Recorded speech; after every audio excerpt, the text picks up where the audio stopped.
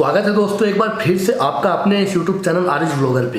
दोस्तों मैं वीडियो के शुरू में ही बता देता हूं कि अगर आप भी इंडिया से, पाकिस्तान से या किसी भी ऐसी कंट्री से अगर वीडियो देख रहे हैं जहां आपको हिंदी या उर्दू समझ में आती है तो और अगर आप यूरोप आना चाहते हैं तो ये वीडियो बहुत ही इन्फॉर्मेटिव होने वाली है आप लोगों के लिए। और साथ ही साथ ये वीडियो उन लोगों के लिए भी बहुत ज़रूरी है जो अभी यूरोप में किसी न किसी कंट्री में लीगल या इलीगल किसी भी तरीके से वो यूरोप में रह रहे हैं, क्योंकि इसमें मैं बताने वाला हूँ कि अगर आप लीगल हो फिर तो ज़्यादा प्रॉब्लम नहीं है, और अगर आप इलीगल आए हो, अगर आप इलीगल इमिग्रेंट्स हो तो आपके लिए यूरोप में क्या अपॉर्चुनिटीज़ है।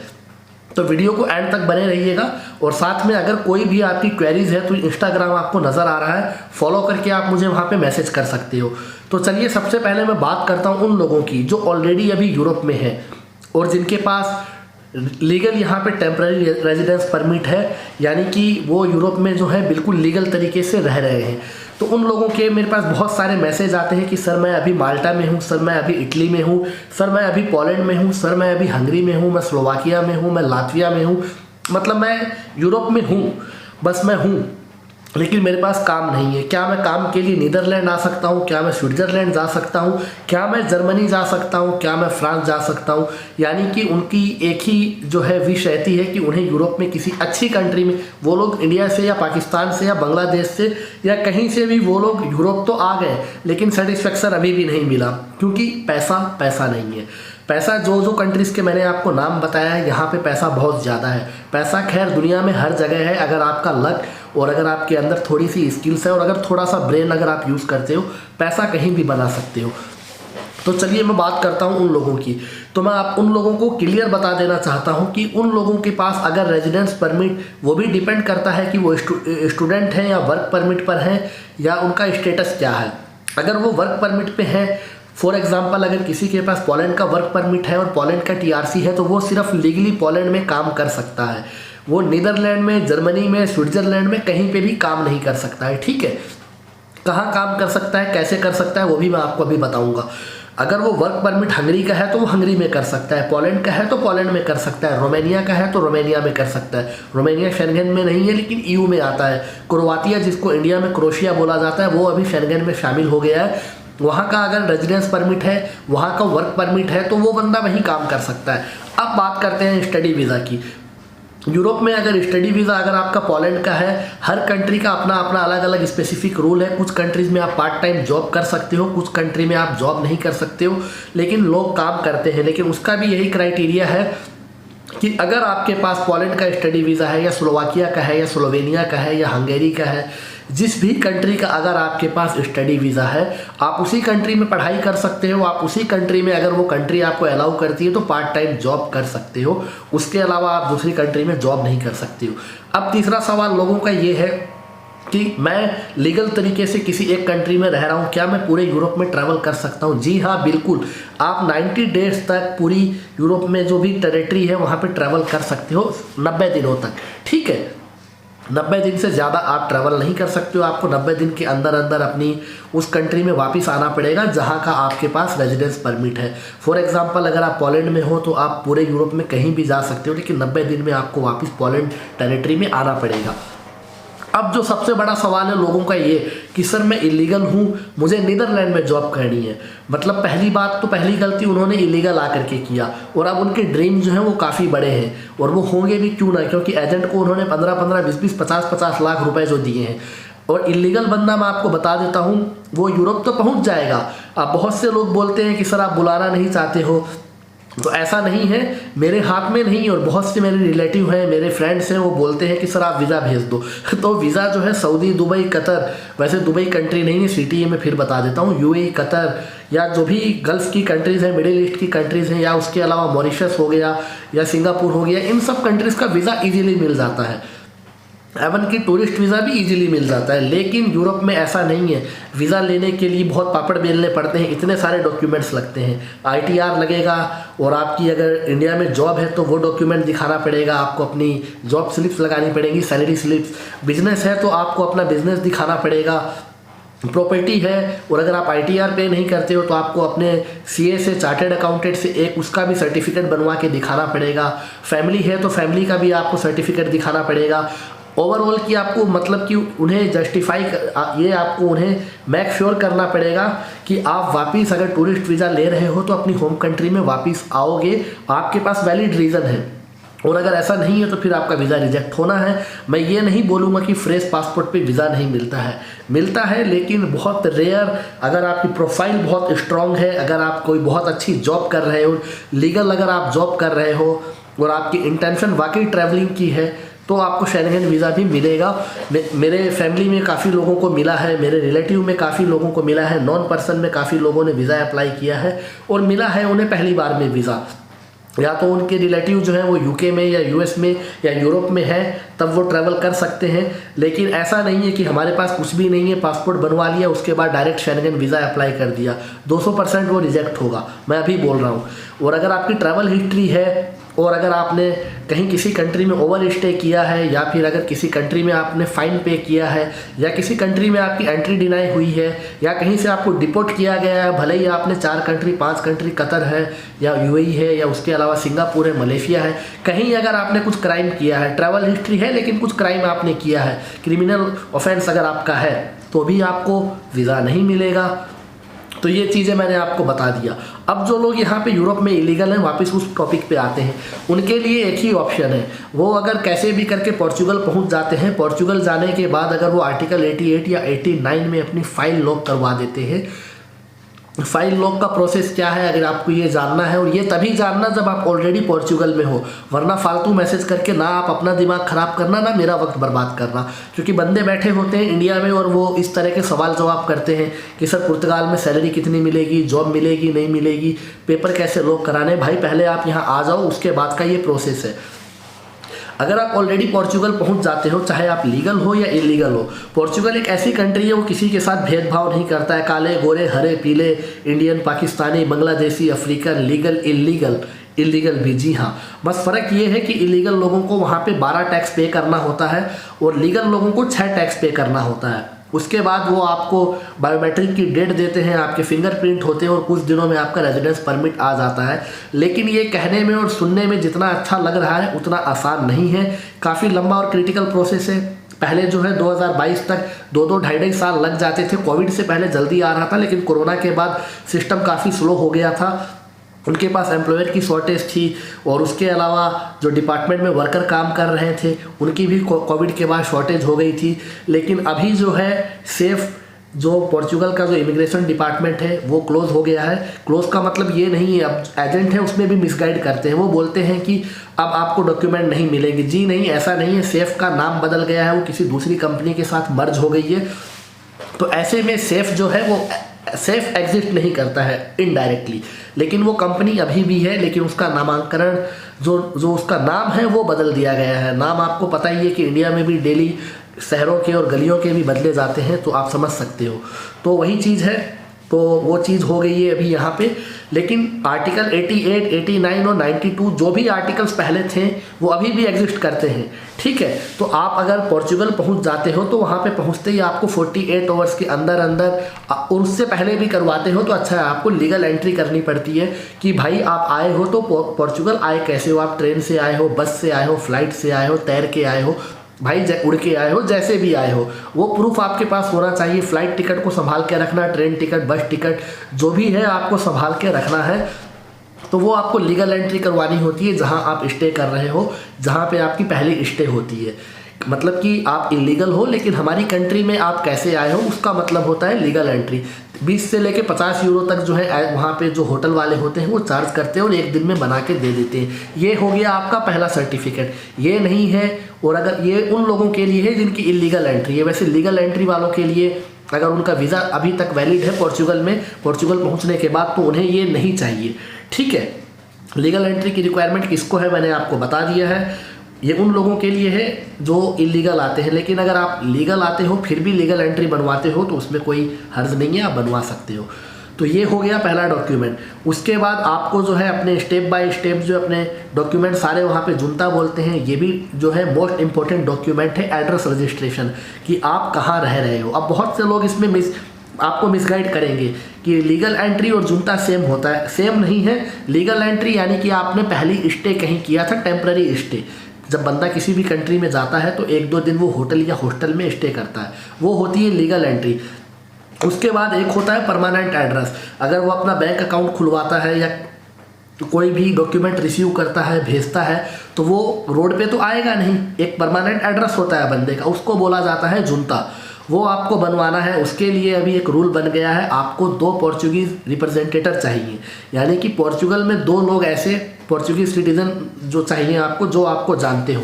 अगर वो भी आपको चाहिए तो आप मुझे कांटेक्ट कर सकते हो, आपका जुनता मैं बनवा सकता हूँ। उसकी जो फीस है बस वो आपको पे करनी होगी। एंड उसके अलावा ये हो गया। इसके बाद आप अपना बैंक में अकाउंट खुलवा सकते हो। बैंक अकाउंट खुलने के बाद बैंक अकाउंट खुलवाना अभी पोर्चुगल में थोड़ा मुश्किल हो गया है। पहले बहुत आसान था, लेकिन अभी मैं आपको बता देता हूँ, पोर्चुगल में मिलेनियम बैंक है, वो बैंक बिना रेजिडेंस परमिट के अकाउंट नहीं खोलती है। तो वहाँ जाके आप अपना टाइम वेस्ट मत करना।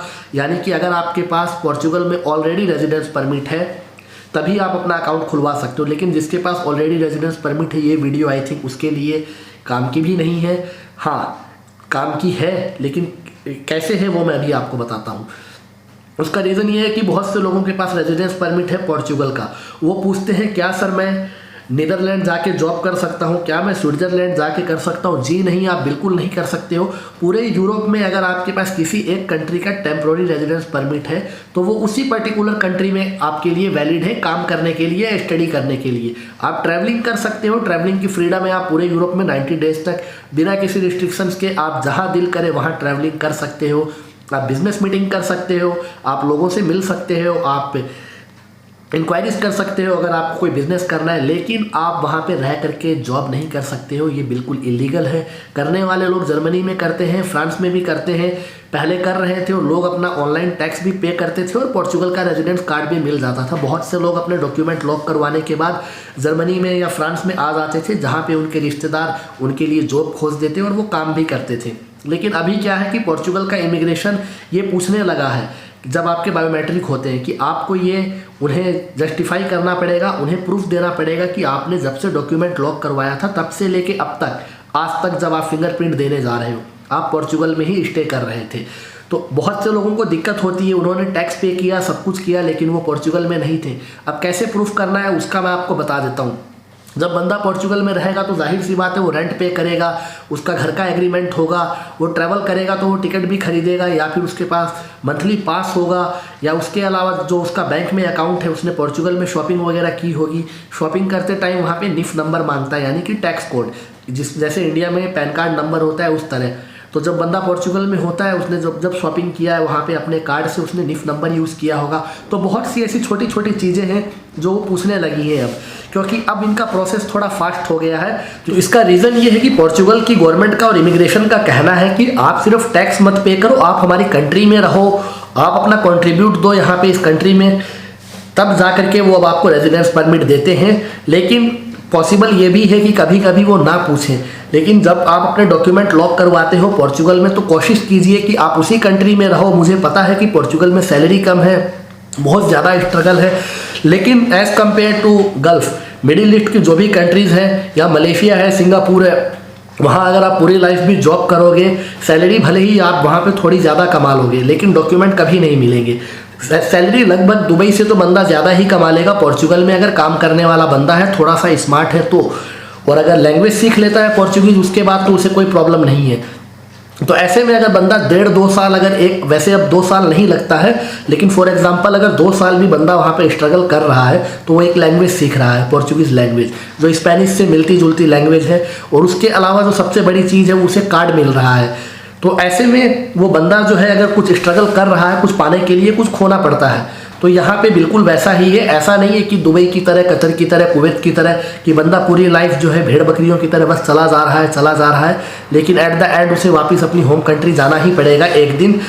यहाँ पे ऐसा नहीं है।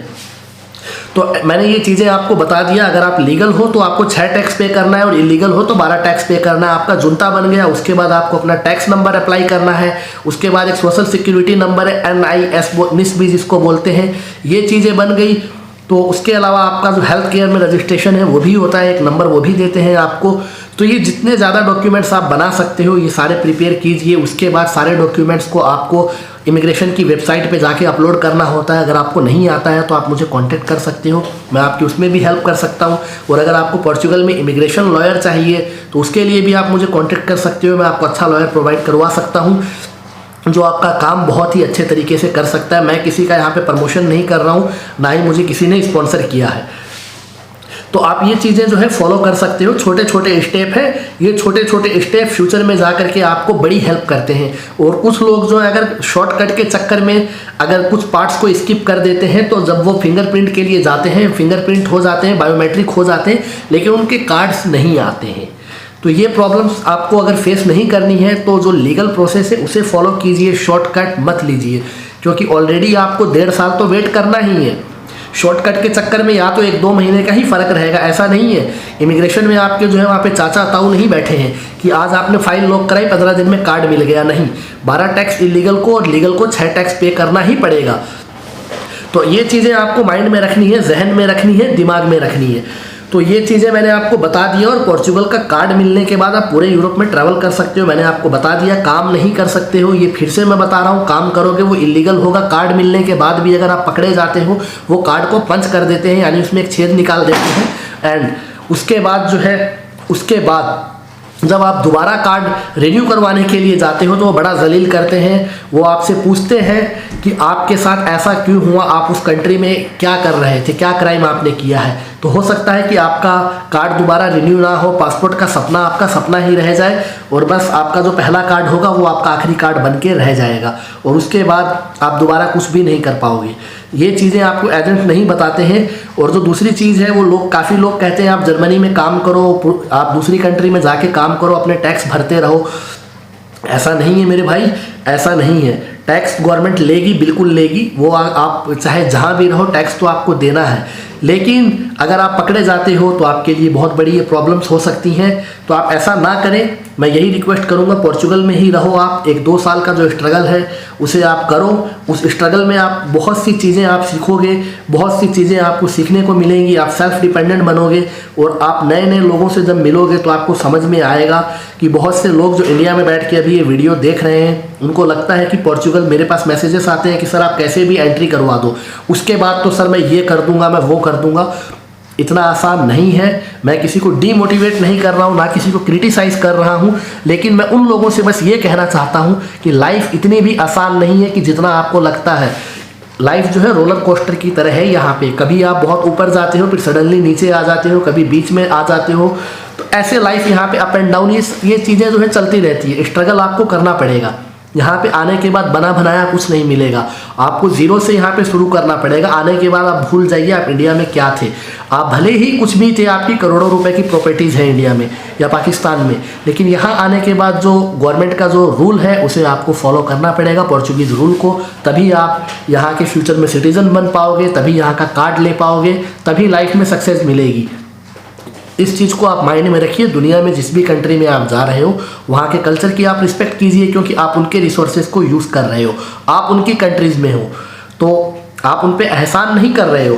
तो इन चीज़ों को थोड़ा माइंड में रखिए और जितना हो सकता है कि रूल्स एंड रेगुलेशंस है उनके दायरे में रहिए। तो अगर आप कायदे में रहोगे तो फ़ायदे में रहोगे। तो आई होप कि ये वीडियो कुछ लोगों को थोड़ी बुरी लगी होगी, मुझे पक्का पता है जो, और मुझे पता भी है कि किन लोगों को लगी है। काफ़ी लोगों के कल मैसेजेस आए थे कि सर आप बुलाना नहीं चाहते हो, सर आप कॉल नहीं पिक करते हो। अब मैं क्या कॉल पिक करूं? काफ़ी लोग जो है डंकी लगवाने के लिए बोलते हैं।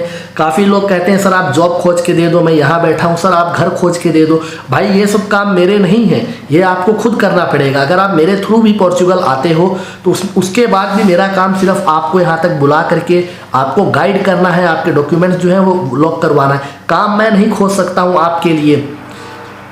बिल्कुल वैसा ही है कि अगर आपको भूख लगी है तो खाना आपको ही खाना पड़ेगा। मैं आपको रेस्टोरेंट सजेस्ट कर सकता हूँ, मैं आपको बता सकता हूँ, लेकिन मैं आपको जो है आपके मुंह में निवाला नहीं डाल सकता हूँ। तो ये चीज़ें आपको समझनी पड़ेंगी। तो आई होप कि ये वीडियो पसंद आई होगी। अगर ऐसे ही और वीडियोज़ आपको देखनी है और अगर कुछ भी अगर आपका डाउट है तो आप इंस्टा पे मैसेज कर सकते हो। और प्लीज़ रिक्वेस्ट करता हूँ कि मैसेज के बाद धड़ाधड़ कॉल मत किया करो।